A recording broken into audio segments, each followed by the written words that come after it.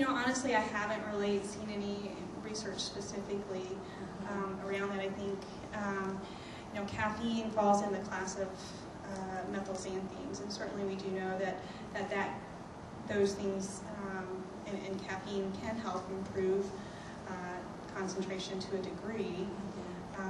So, there probably is a little bit of science behind that, but I don't think that it's actually had what we typically look for, the clinical double-blind placebo-controlled study to help back that up. And there certainly are a lot of, different anecdotal stories out there, like the gluten-free, I can't remember the other part of it, diet, that I've certainly had some parents tell me that they feel it's been very successful for their child, and without it they wouldn't be where they are today. I guess my take on it a lot of times would be if a parent asked me about it specifically, I don't know that I would tell them, I don't know that I can make a specific recommendation to you about this. I don't necessarily have the literature to support that. Our first rule of thumb is first do no harm, so as long as it's not going to be harmful or potentially harmful, then it may be worth a try, because each person I read a recent article that talked about, it was a study again that found that like 80% of these children in this study, and I know you can twist a study to make it appear just about any way you want to, but it was rather interesting because it talked about the 80% of these children that were tested that were they were in an ADHD group of children. The 80% of them were low in magnesium, and they said that the article said that one of the reasons is because we have so few foods in our diet that provide magnesium, and that it's a necessary nutrient for the brain to produce the chemicals for attentiveness. And it said that like nuts, was one of the food groups that provided magnesium, and a lot of children don't like nuts. And of course, it suggested then that you get vitamins that are high in magnesium. And I actually have a niece that I'm concerned. She's 7, and I'm concerned that she has ADHD. So I went to Walmart and I looked at every single vitamin children's vitamin to see the daily allowance of magnesium. And I mean, the highest was a 10% daily allowance. Most of them were 5% or less. Have you ever heard anything regarding? You always hear a lot about different deficiencies that may be associated with the different disorders.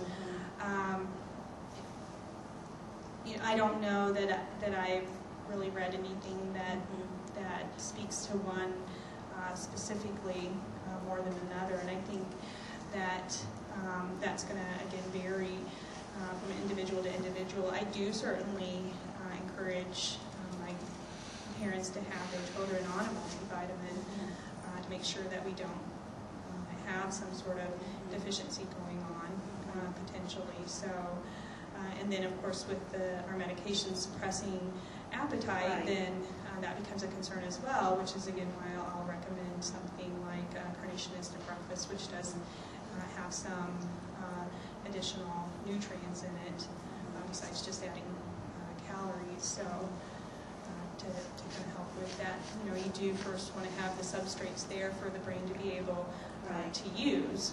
So that is, nutrition is an important key. So I don't know that I've necessarily seen any one thing in particular that's been singled out. Is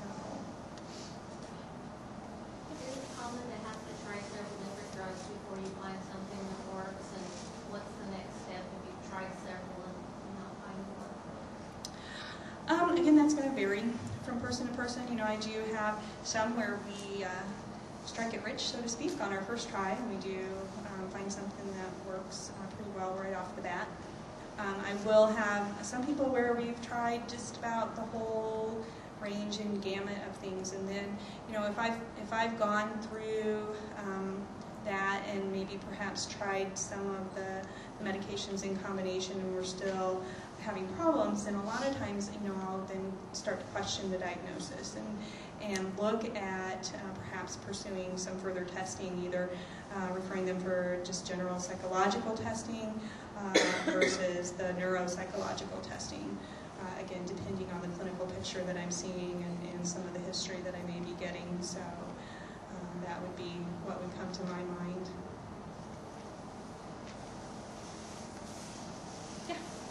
Comment in regards to caffeine. Actually, in exercise physiology, there actually is a decent study in regards to caffeine-naive people. At the fatigue factor, adding caffeine actually has improved performance. So. Cognitively now, or exercise-wise? That's exercise-wise. So yeah, there's evidence for even a normal somebody without ADHD. One of us, that doesn't have ADHD, we take some caffeine, and it's a window. There's a window where you get a certain amount of caffeine, and it helps you focus. You get a little too much, and you're just all over. You're just shaky, and you can't focus. So, I think your opinion in regards to, I mean, there are times, one of the therapies really is a one-on-one. You think there's some preconception by some of the teachers out there.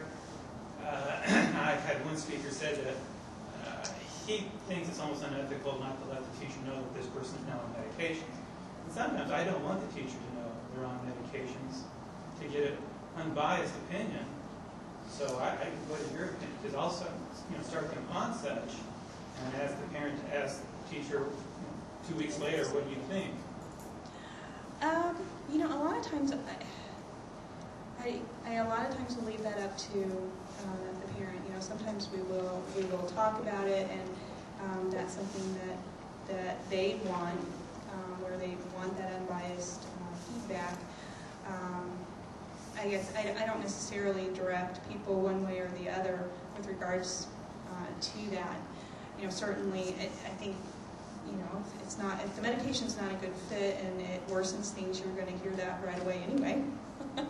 So a lot of times parents sometimes worry about their child being stigmatized and singled out and in the classroom. So if that's a big concern of theirs, then I don't necessarily push them in one direction or the other.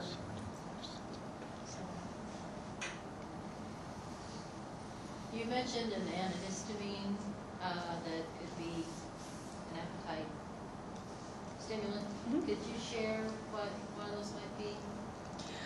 The one that I generally will look at using is cyproheptadine, Periactin. It's actually used in other areas of medicine to help with stimulating appetite. So we do know it has a pretty potent effect that way. If a child has asthma, I wouldn't put them on it though, because it also has a tendency to thicken secretions, so you don't want to do that. So again, you have to kind of take all aspects into consideration. I think along that same line, talking about antihistamines, I found it interesting. I used to be in the classroom, and now I'm a reading recovery teacher, so I worked in a group setting, and now I'm on one-to-one. But I've noticed that when children are a child who's a little bit active and moves around a lot, oftentimes when they have a cold and they're taking cold medication, they're very settled. Is that because they are not feeling well, or does the cold medication have somewhat the same effect, being a stimulant, or is it probably a combination of the two? Most likely it's probably a combination of the two, and again, it's going to vary from person to person, because right. I've really seen a lot of kids where